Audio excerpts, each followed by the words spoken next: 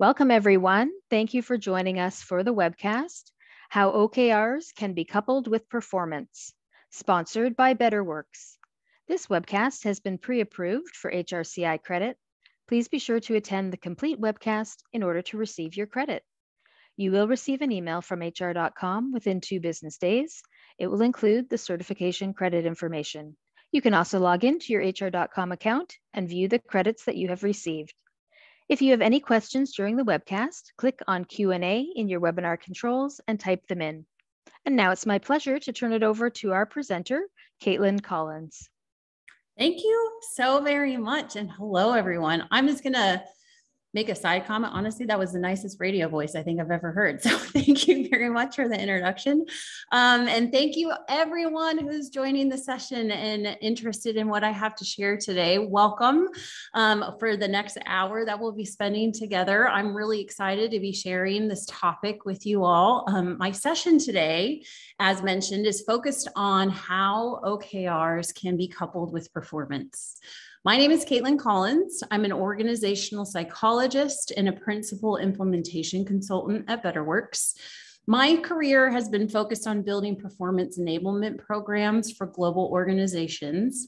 And I've also spent a number of years volunteering as a trauma specialist. And I mention that part of my experience because it's something that's had the biggest influence on the work that I do with organizations and with people. I take a very people-centric approach to help foster environments that respond to stress, trauma, neurodiversity, and change to be able to enable people in a fulfilling way. And I am a big storyteller, so I like to set a tone or the virtual stage when I lead sessions like these. And so today I'm going to share a quote with you. And if you haven't read The Inner Game of Tennis, I want to put that out there as a book recommendation for you all. I always appreciate a good one. So hopefully, if you haven't read it, you find it as interesting as I do. It's actually a very good book about coaching and definitely applies to the world of work, even though it's primarily focused on tennis. There's a lot of little tips and tricks and things throughout the book that I think applies to people in general, wherever you are. So there's a quote in the book that really stands out to me and I think applies so well to what we're going to be talking about today. And the quote reads this: "When we plant a rose seed in the earth, we notice that it is small, but we do not criticize it as rootless and stemless. We treat it as a seed, giving it water and nourishment required of a seed. When it first shoots up out of the earth, we don't condemn it as immature or underdeveloped, nor do we criticize the buds for not being open when they first appear. We stand in wonder at the process taking place and give the plant the care it needs at each stage of its development. The rose is a rose from the time it is a seed to the time that it dies, and within it, at all times, contains its whole potential. It seems to be constantly in the process of change, yet at each state and at each moment, it is perfectly all right as it is." And my takeaway from this is just to say that I think people are beautiful the way that they are and when they are. And we're always, all of us, in the process of change and growth. And so our job as coaches, as leaders, as managers of people is to help unlock that potential through care and support, but also to be able to see the person for who they are and what they need in certain moments. So on that note and setting the stage, talking about performance, I'm going to start the session at the very beginning because the very beginning is a good place to start. And that line is for any Sound of Music fans out there. But I think that at least for me, I find it really interesting. And I think there's value in understanding why we have our traditional performance review process and really understanding like where in the world did it come from? So truth be told, I will like upfront tell you that we can generally blame the United States for this and a little bit of Europe. But starting at the very beginning in the 1700s during the Industrial Revolution, we created a system that was able to document productivity of humans alongside machines. And we did this so we would be able to understand, how do we get more productive? How do we get better faster? Then during World War II, so we're fast forwarding from 1700s to World War I, and the US military creates a merit system to be able to remove or get rid of poor performers, which often meant that they were moved to the front lines.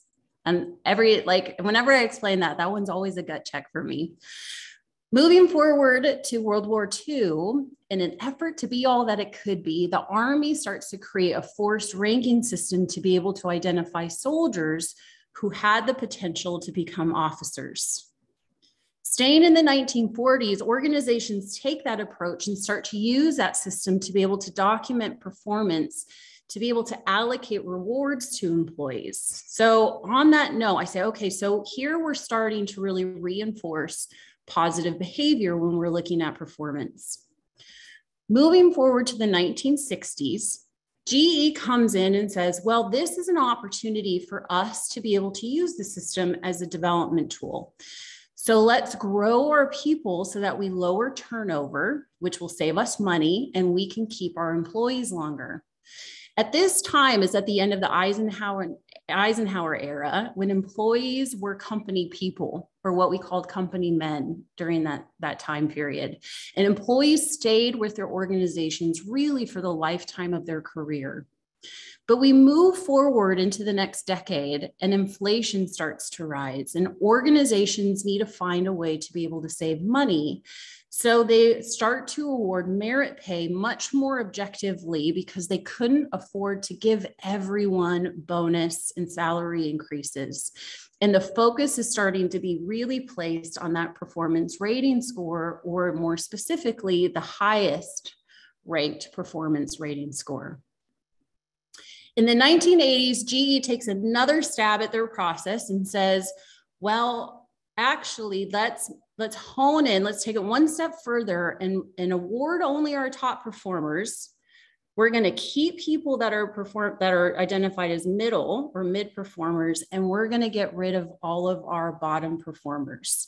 And this is how we're going to maintain being a high performing company, by letting go everyone that isn't performing up to our expectations.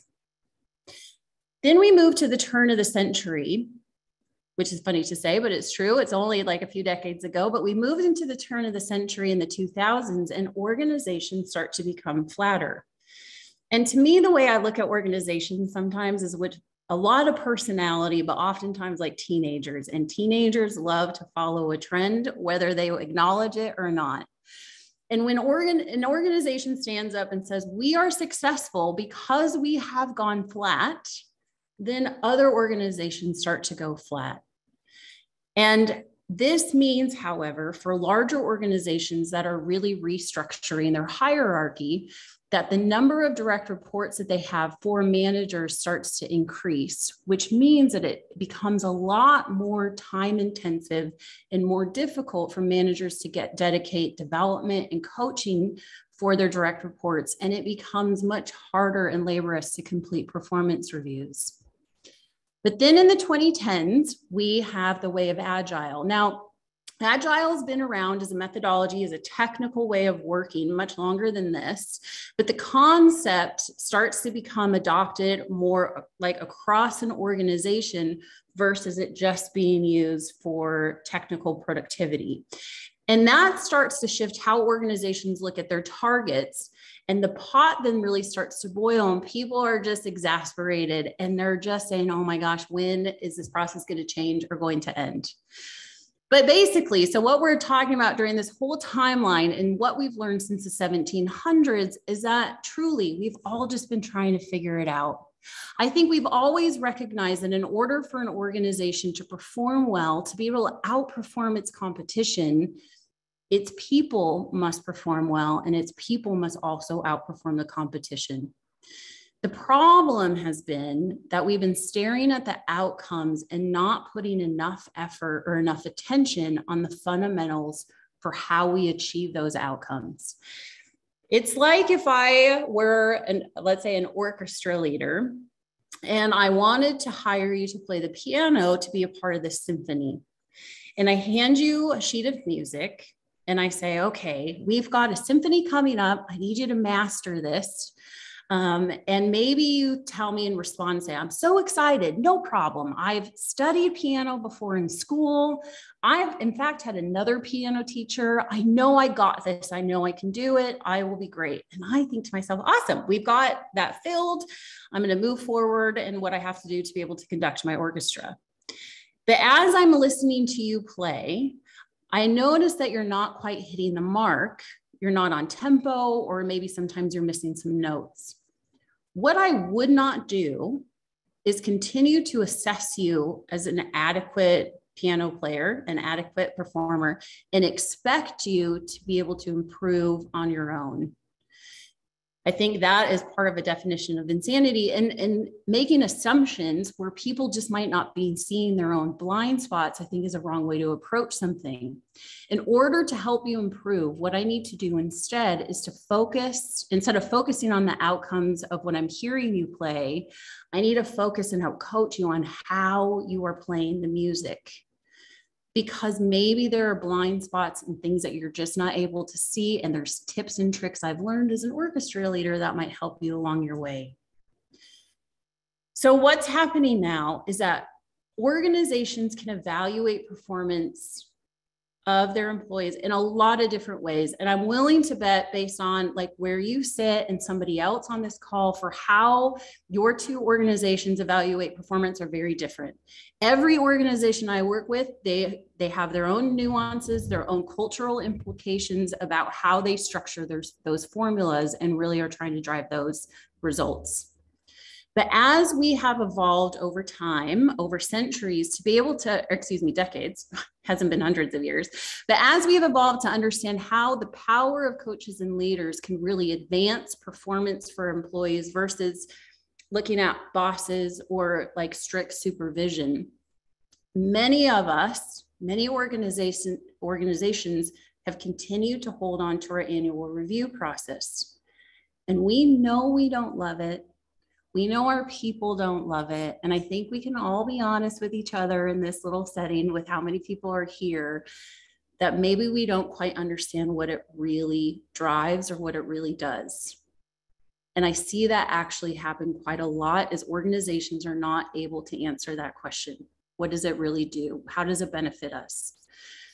The process most often consists of reviewing strengths and weaknesses, or what we might call areas for improvement, and achievement through goals or KPIs from self-reviews, manager reviews, and peer feedback.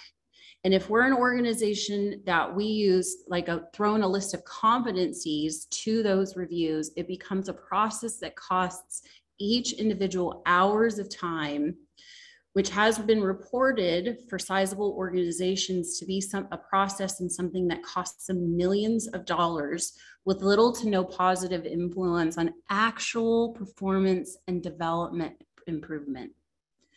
So the conclusion here is that organizations are using wrong data to be able to drive decisions. And when we're talking about OKRs, we hear this term a lot. So if you're an organization, if you're somebody that's familiar with OKRs, I'm willing to bet that you've come across this piece of advice, which is to ensure that OKRs are divorced from compensation and performance reviews. But as you structure your performance program, we do have to have some sort of way to be able to measure and impact people. In fact, a lot of organizations that I work with that work with OKRs, a very common question comes up and says, okay, if OKRs are meant to identify like what someone is meant to be focused and working on, and we don't include it in their performance, how do we actually measure their performance and what does that look like? And since the 1700s, we've gotten ourselves really into quite a mess when we're talking about our review process and how we view performance.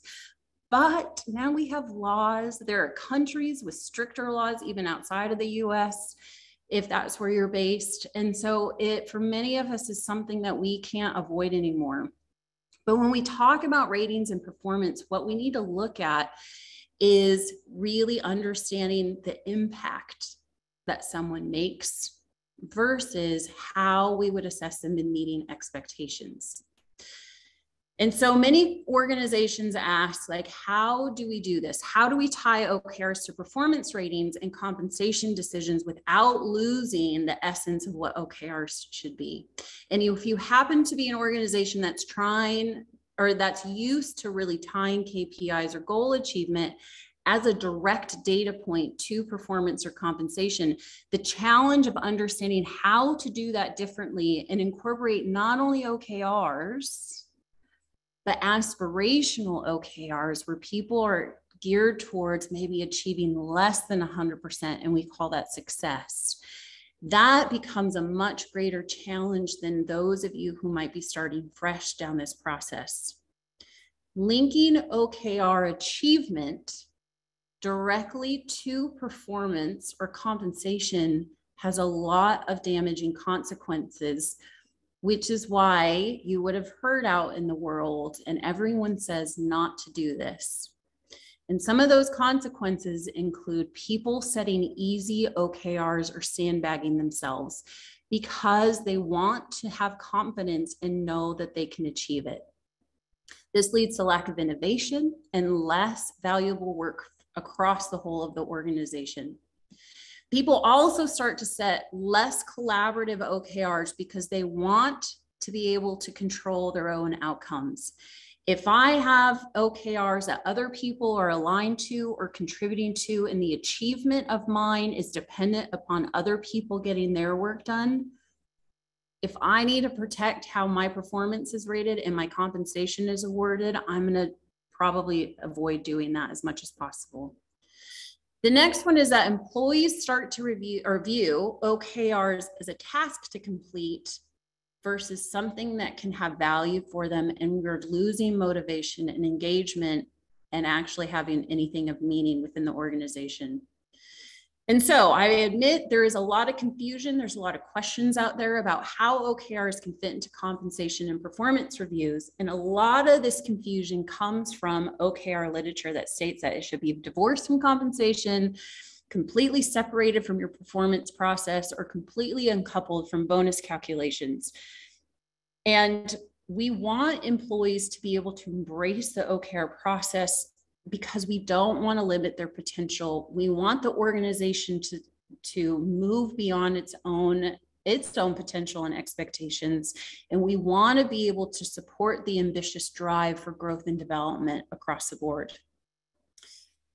However, if compensation is thought of when we're creating OKRs as an employee, if in the back of my head, I know that this is going to impact my compensation and performance, it's going to absolutely skew how I will create and what I write down, what I create for my OKRs so that I can protect my own interest. And it's not out of selfishness. It's just making sure that I maintain my job security and I get to grow or receive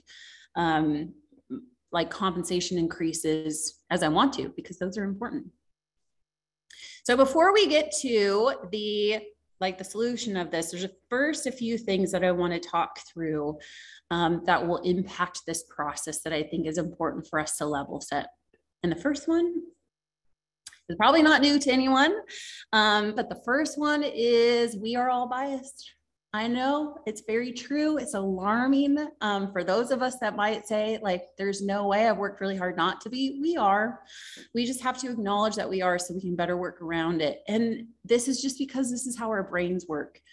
Our brains are very efficient machines, and they are designed to create solutions that really diminish uncertainty or reduce that uncertainty, especially when we're trying to achieve a goal. The process by which we achieve goals is through a construct called cognitive control. And cognitive control allows us to be able to process information and change and adjust our behavior moment to moment in order to achieve our goals. So, for example, when we are driving, our primary goal is to be able to get to our destination safely. We also might want to get there on time, but our primary one is to make sure that we get there safely. And if we've been driving for a while, what we find is when we arrive at destinations that we drive to every single day or that we have been doing repetitively for a long period of time, is that often we're not able to recall how we got there. We sometimes don't remember really the details of the drive at all. And that in part has to do with how we process information in our crystallized memory. We can essentially, or we have the ability to be able to complete tasks on autopilot, much like learning how to ride a bike, or not the learning process, but being able to ride a bike after we learn how. So I've gotten an example to like really illustrate this out. And so let's say we are on the road and an animal appears, and now we're taking in a bunch of new information, really trying to decide how to handle the situation, because our goal is ultimately to arrive where we want to go safely. But now maybe we have a new goal, which might be not to kill the animal on the road. So we slow down. And as you approach it, you realize that it's a bird. But in this situation, you're not able to weave left or weave right. So you slam on your brake. Do you slam on your brakes, or do you continue to approach it, potentially driving over it, anticipating that it might fly away? And just between us, like there's not a lot of people on this call, but just between us, this is a true story and actually happened to me. And so in these moments, when you have to make a split-second decision, you are like really trying to understand what is going to create like the least amount of resistance or risk in this situation. But what if it wasn't a bird? What if it was a larger animal like a dog? Or what if a person runs out on the road? We are processing all of this information to be able to make a split-second decision to be able to achieve our goal of safety and maybe somebody else's or another animal's safety and everyone else that's on the road around us, to make sure that there's no harm done. How we perceive information and adapt our behavior to be able to achieve this goal, whether it's known or unknown, sometimes we're not present in really knowing what those goals are necessarily. But this is where bias comes in. Bias has a lot to do with norms and culture, and especially around our decision-making processes. So if we apply this bird example, and well, before I move on, not to leave you on suspense, I did run over the bird, feathers flew everywhere. I cried the whole way to work, and it had to be somebody's pet because it never flew away. So those are things that can happen. But if we apply this example into a work environment, and there's lots of situations I get to come across in being a consultant, which is fascinating at times. But there once was a manager who found an ideal candidate, an internal candidate to fill an open position. And the candidate in this example filled all of the requirements for the role. And for her, it would really be a welcomed promotion. However, when it came time to agree on her pay, the manager was really uncertain what to pay her, especially within the expected range, because it would be a huge percentage pay increase, which was more than he had ever received. There are a lot of managers that are out there like this. The outcome he wanted to achieve was to pay her fairly for the role, but fair pay to him meant that no one should receive an increase more than he had ever received. And that creates bias. As leaders, often the most common types of biases we encounter is affinity and recency. And affinity bias means that we have a preference for those who we like or who like us, and have an aversion towards those who are different from us. And that could be from a number of different characteristics. This means that we can favor and connect with those who are more like us in personality, education, culture, neurosimilarity. We connect to things that we understand. For example, we might think we need to hire someone and promote a salesperson or salespeople who are extroverted, because that's a trait that we recognize as something that we see in ourselves, that we think might be important to make a good salesperson. However, there is no data correlation out there that shows that extroversion actually makes a good salesperson. Recency bias means that we address behaviors based on what we most recently remember. And this is especially prevalent during annual performance reviews and when we are assessing goal achievement. Recency bias narrows our focus to be able to properly coach and manage someone. However, people show up performing every day. I'm performing today, just as I showed up performing yesterday and the day before that, and I will continue to do moving forward. Some days are better than the others, but that's just how we operate. And it would be so irresponsible and unfair to be able to have to assess someone based on their last project or their last outcome and not taking all of their performance into account. There is a wealth of data out there, study after study, that demonstrates the connection between bias and performance, and reducing bias in our people can help an organization, can help people achieve better results, period.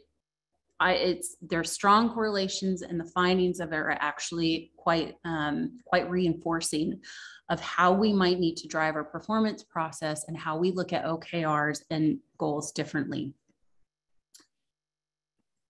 Next on our list of basics for us to talk through is memory. And memories are tremendously valuable for us, especially if you appreciate when you forget something or lose a memory. But they cannot always be trusted. So for any of you born before 1980, we'll say, is how does this picture in and of itself spark a memory or emotion for anyone? It does for me.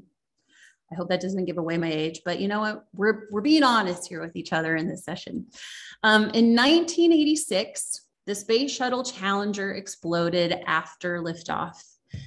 And the day, I see some of you guessed the Challenger. Yep. The day after the shuttle explosion, students at Emory University were asked to write down their recollections of what they remembered that day about the shuttle explosion.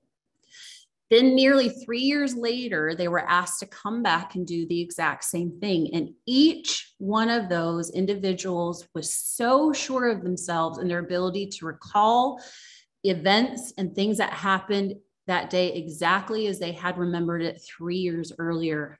But nearly all of them had significantly different recollections of how they recounted that day or what they remembered from that day. So I tried this out on my own family. I've told my mom about this, but it's probably good that she's not here. So I thought, as I'm preparing for like sessions like this, and when we're talking about how the brain responds to situations, I like to use myself as a real example. So I tried this with my mom, and I called her up and I said, Mom, what do you remember from the 9/11 terrorist attacks? What do you remember from that day? And she walked me through the events as they unfolded for her that whole day, from the moment when she found out, how she felt, what she was doing, what happened when she had to go to work later that afternoon.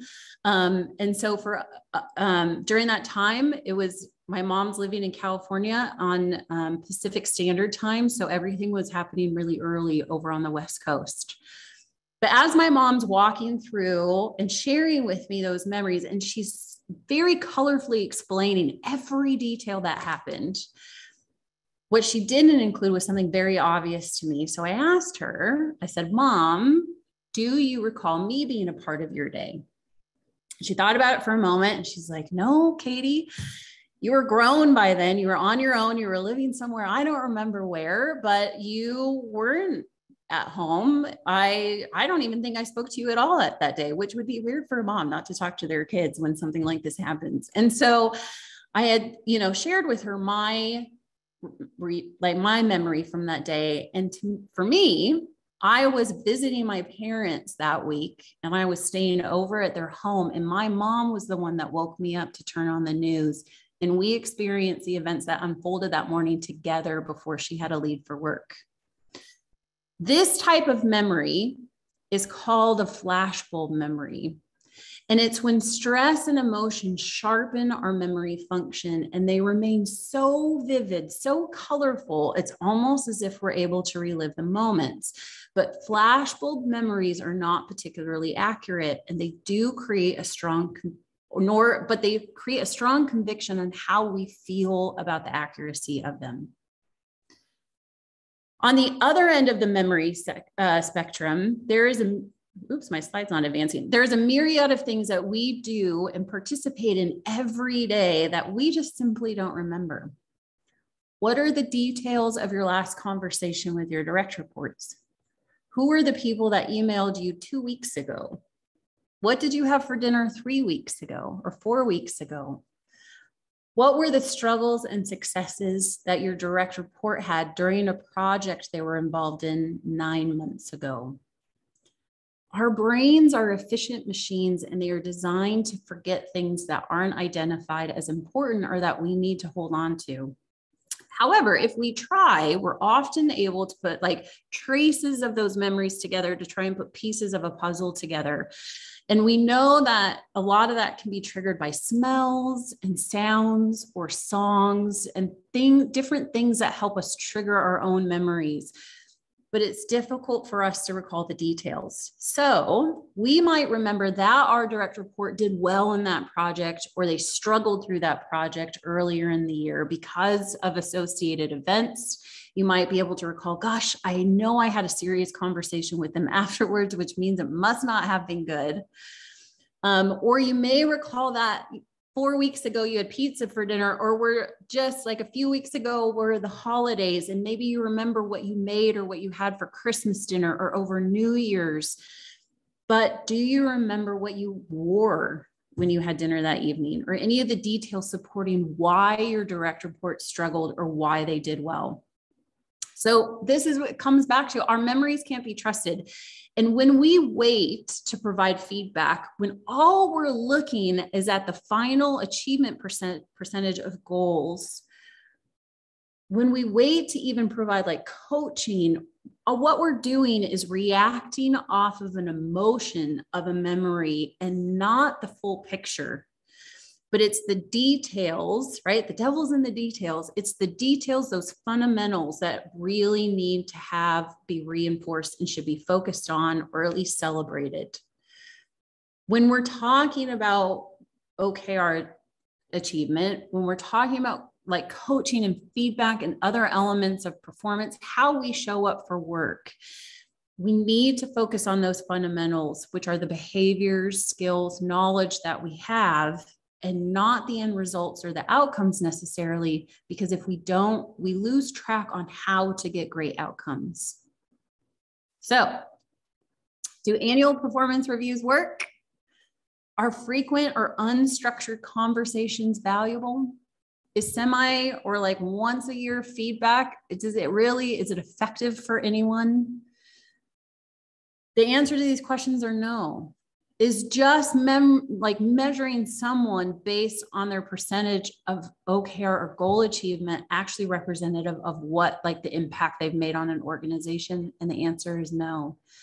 It's important for us to pay attention to our own selves, our behaviors and thought patterns, because they are not inconsequential. Rather than waiting, we need to be engaged in real time with our people. So what does that look like? Earlier on in a previous slide, I mentioned that OKRs are just one data point of performance reviews and compensation reviews. And doing that on an annual cadence is something that just doesn't work. Because we have lapses in our memories and we're all biased, we're not able to give a true assessment of anything of value. So part of contributing OKRs to performance and compensation decisions is to move away from an annual review process to a model that is much more continuous, because performance is not episodic, it is continuous. We show up and we perform every single day, whether it's good or bad, whether we have great days or we just woke up on the wrong side of the bed. And so we need to look at performance differently. And I know that this is something for many organizations. It's unraveling 80 years of tradition, but I promise you it's an approach that works. There are 4 parts to a continuous performance enablement process. And the first one is short-term OKRs, short-term goals. And that's to say, is my people focused, or are my people focused on the right things at the right time, right now, today? Are they doing what they should be doing to either drive their own development or drive achievement in the organization? By supporting our employees to create shorter term goals and thus the whole of the organization, it enables everyone to stay more focused on what is important right now and to stay track on development. As well, the whole of the organization is able to respond and pivot and be more agile in the way that makes it a much more efficient process to ensure that we are all going in the same direction and working on the right things. The second part of the process is feedback and recognition. To me, I will share with you that I see feedback as tremendously valuable when it's done well, and it's the scariest part of a performance process. And so because it's so scary, we often fall back on what we know, which is like annual 360s and something that's more scheduled. But there's nothing that could be further for the truth or more harmful in our organization when we do that. We need, if we're going to do well in a feedback program, we have to be courageous and bold to be able to set the stage to be able to do this well and enable it well for our people. And when it's done well and in real time, it's because it becomes a tool that is so meaningful for us that we can actually action. I happen to be working on an analytics program in BetterWorks. And so there's a lot of research and a lot of rabbit holes that my team's been driving down. And every turn, everywhere we go, we come after study. And even in our own data findings, certain types of feedback, this can be a whole other section, by the way, but certain types of feedback that are done in real time and based on the goals that people are focused on and that they care about has the most trajectory, the most impact on people actually actioning them, making changes and succeeding at their own goals. It's because when we care about something, we want to know how to improve it or do it better. So feedback can actually be a very valuable tool. And recognition, honestly, it just makes us feel seen and makes us feel good. We should always be recognizing people, one, how they want to be recognized. We might not be okay to be in the public eye for all of us, but we just at least need to know that we are appreciated and that we are seen and that we're valued. The third element of this process is coaching or having conversations, which means as managers, we need to be able to check in frequently to see how our employees are doing, how they're feeling, and better guide them. And the fourth part of this process is regular evaluations. No one should get to the end of their year and be surprised by how they are evaluated or how they're rated. As an employee, if I'm not doing as well as I think I am, being given the opportunity to course correct during the year would be so much more effective and impactful than waiting until the end of the year to give me information that I might not connect with and leave me asking questions like, how in the world did that happen? Why am I so unaligned with what my manager thinks of me? We may not need to necessarily give a rating every single quarter, but at least every quarter, we should be able to provide an overview of how someone is performing.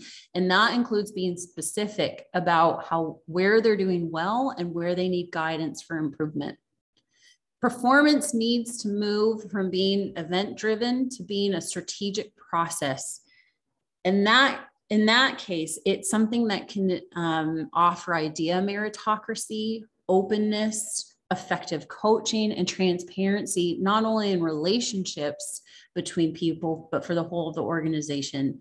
And it's bold concept and can be a little scary for some people. I recognize that, but it really is a process to become so effective. There isn't an organization I've come across yet that wants their employees to perform less than what they can do. I know I put that out there as a statement because it's quite obvious. It seems to come across as quite obvious, but I mean, it's a simple fact for all of us is we don't want to hold anyone back. So giving space to empower employees, even through their failure to drive success and innovation is something that we need to pay attention to. OKRs are meant to provide employees with a chance to be able to stretch themselves and not settle. OKRs allow employees to think bigger about their day-to-day responsibilities, what they're contributing to, what adds value for their own growth and career trajectories, even if that focus most of the time for their OKRs is simply purely developmental. Sometimes that's where the focus goes, depending on an organization's structure. But allowing employees to do this will challenge how we think about our review process, as it should. We should always be able to answer a question: what value does our performance program add to people and add to the organization? Another good question I like to ask, I'm jumping ahead of myself because I'm covering this at the end, but another question I like to ask as well is like, what happens if you take it out? What would be that impact? What would you actually lose? Some of you would be able to list off a lot of stuff. Some of you might not be able to.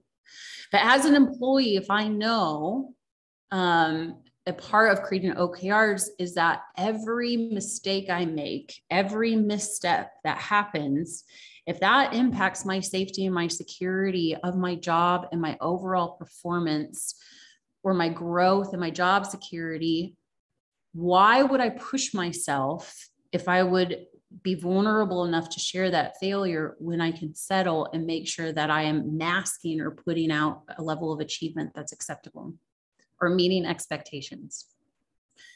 When we see employees who have the safety, the psychological safety to be able to create OKRs that stretch them, that add value to their growth, and give them agency to what they care about. I mean, being able to feel, this sounds simple, I know, but when you give the chance for people to be able to accomplish something and they feel proud of that accomplishment, makes such a big impact.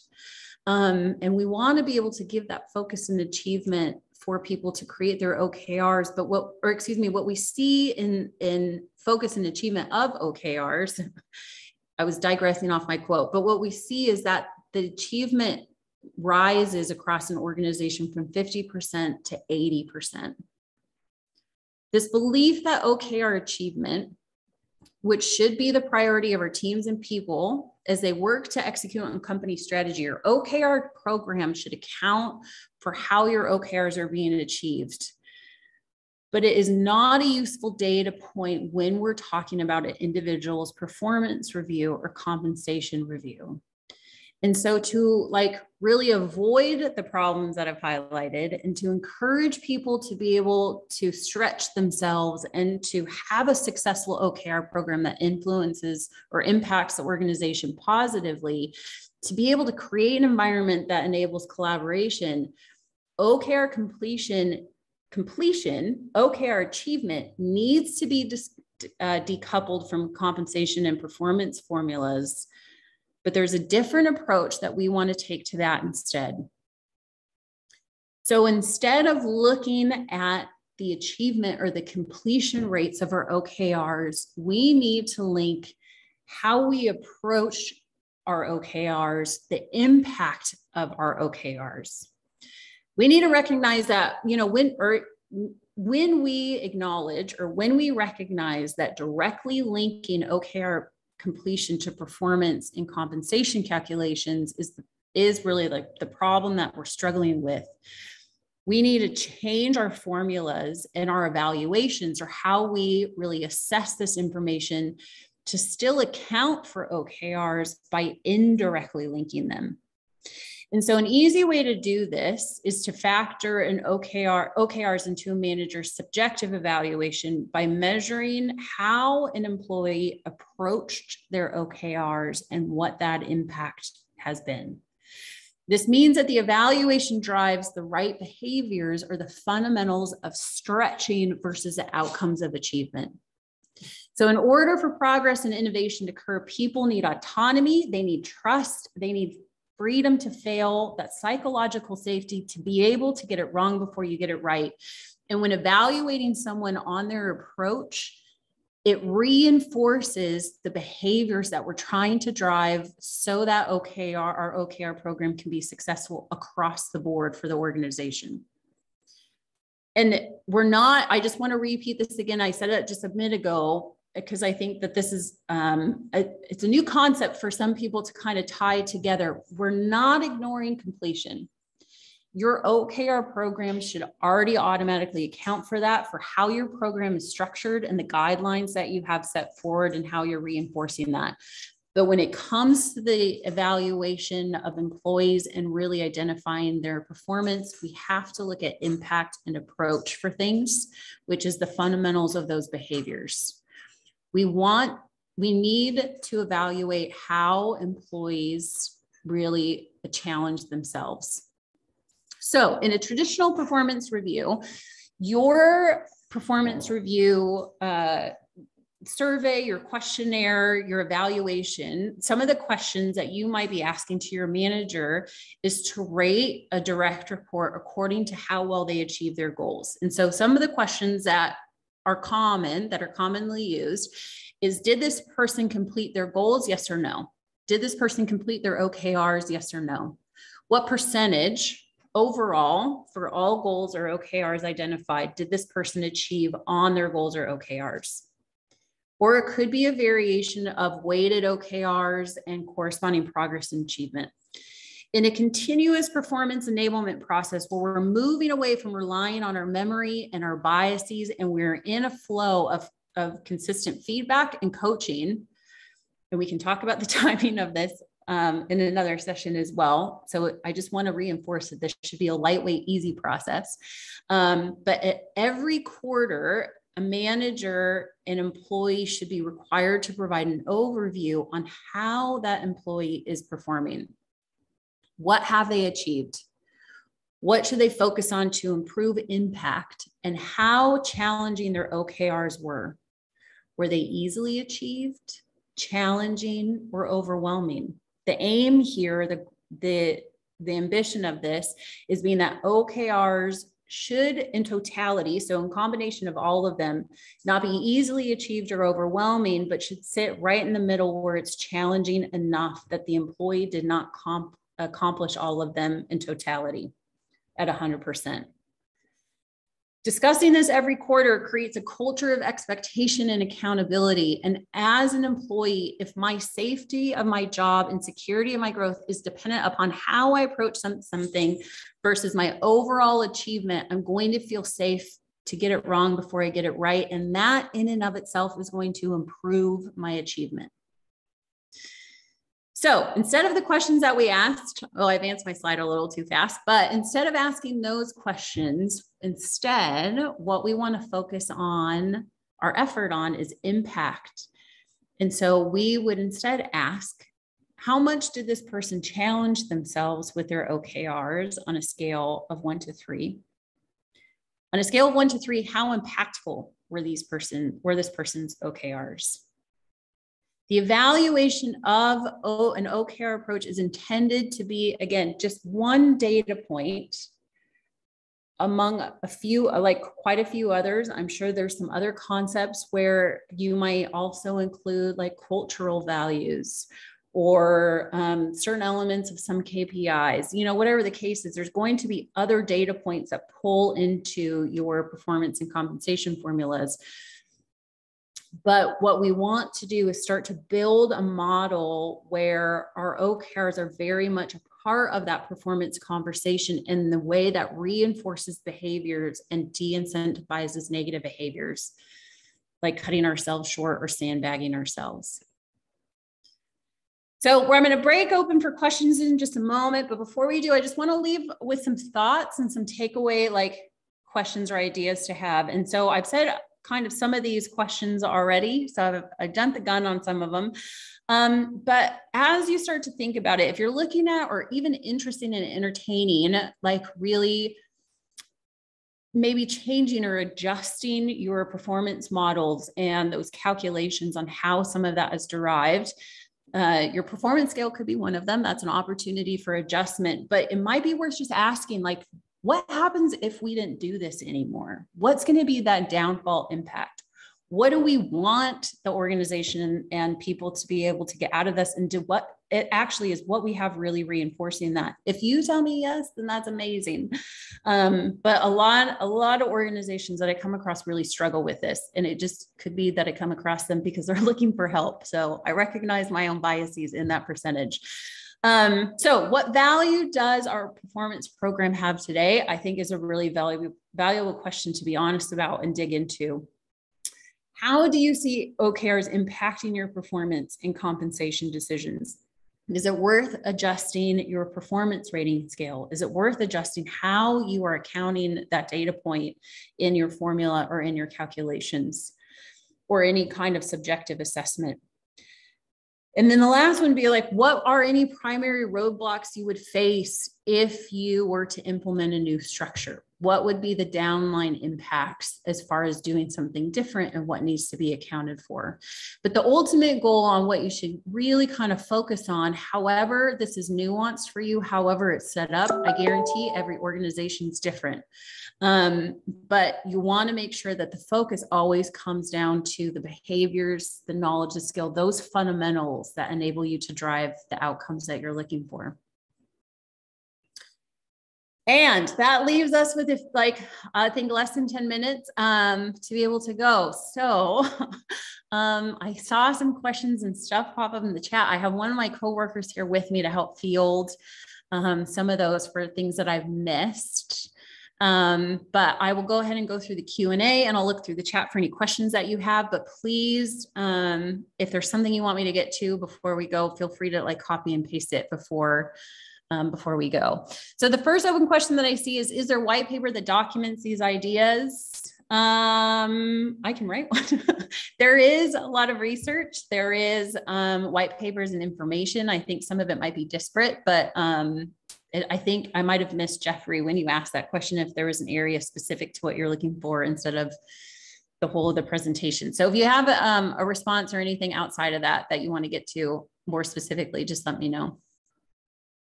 How would you measure how impactful a person's OKRs are? What if they have a team OKR, but not an individual OKR? That's a really good question, Daniel. I think we have to look at how we assess impactful. I think that I would agree with you that sometimes it's a bit of a different measurement from organization across organization. But from a team perspective, generally in OKRs, we want to make sure that our structure is set out the same way. So I've seen this, especially in a lot of agile organizations, where if we say the whole of the team did this thing, and the difficulty comes in is how do we parse out or segment out what a person actually did as part of their performance? So if your OKR, your goal program is structured that way, what we instead want to look at and maybe divest a little bit is your team owns the higher level objective, and we need to make sure we assign the right key results or the right tasks and responsibilities or milestones to the individuals. Being able to account for what a person actually did and not what they're saying they contributed to, or giving it more of a loosey-goosey term, I think makes it a lot easier to help really assess their impact on the team in that instance. Because there is definitely a difference as an individual contributor, what my impact on the organization would be versus what a director level person's impact on the organization would be. We don't want to measure everyone across the same scale, but we want to do it in relation to what their level of agency and control is based on their role in the organization. And there is, rather than, hopefully, if there's any other questions, feel free to type them in. It looks like we got those cleared. We will be sharing these slides with you. I've seen some stuff in the chat, so those will be available. But if you have any follow-up questions or anything you want to chat about, you're more than welcome to reach out to me on LinkedIn. But thank you very much, everyone, for attending. I really appreciate you being here and listening to me talk for so long. And I think unless there's anything else, we can probably, I see some stuff ended over. I could probably hand it back over for you, Kathy, to be able to close out and add any remarks that you have before we go. Great. Thank you, Caitlin. I just wanted everyone to note that I did put in a link in the chat, and that is to the BetterWorks feedback survey. So if everyone can just take a moment and fill that out, it'll also appear on your screen when I close down the webcast. We really appreciate your feedback. I would like to thank our presenter, Caitlin Collins, for this wonderful webcast today. And also to anybody that's joined late or would like to view the webcast again, the recording and slides will be available in our hr.com archived webcast page. If you're looking for your HRCI credit, that will appear in your account within 2 business days, and we also send out an email with the credit information. This concludes the webcast. Enjoy the rest of the event.